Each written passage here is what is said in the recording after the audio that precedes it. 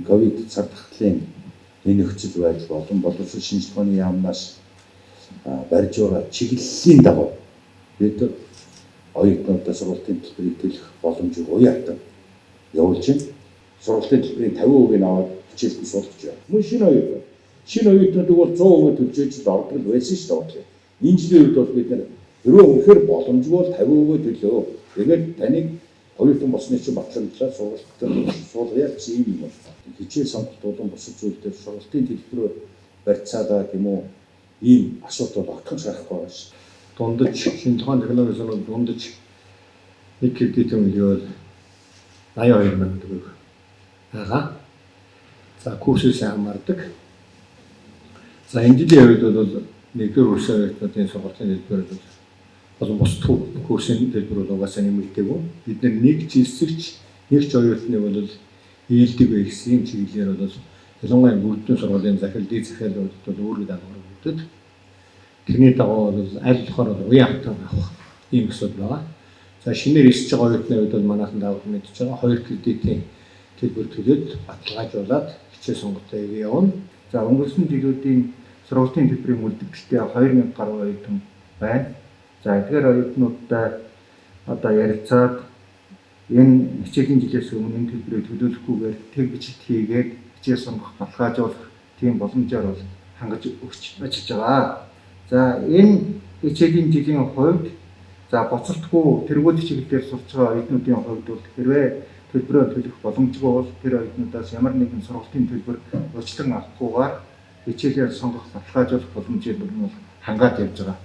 Бусад оюутнуудын хувьд 50% төлбөрөө эрхэж төлөөд хичээлээр сонгоод баталгаажуулаад тэгээд явна. Монгол Улсын боловсролын сургуулийн төлбөр бол 2,300-аас 2,600 мянган төгрөгийн үнэтэй үндсэн суурь төлбөр бол ингээд энэ бол яг хөвгтөр хичээлийн хэлбэрээс хамаарсан бодис сурвалж явуулдаг лаборатори ордог хичээлүүд нэг кредит яг өндөр 94 мянга.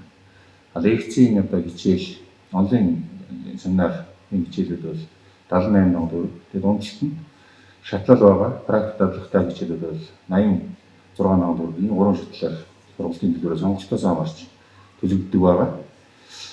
Энэ хичээлийн жилд бол бид бас мөн нөхцөл байдлаа уялдаад сургалтын төлбөрийг 50% төлөөд хичээл сургалтын хувьд ажиллагаа үргэлжлүүлэх боломжийг олгож байгаа.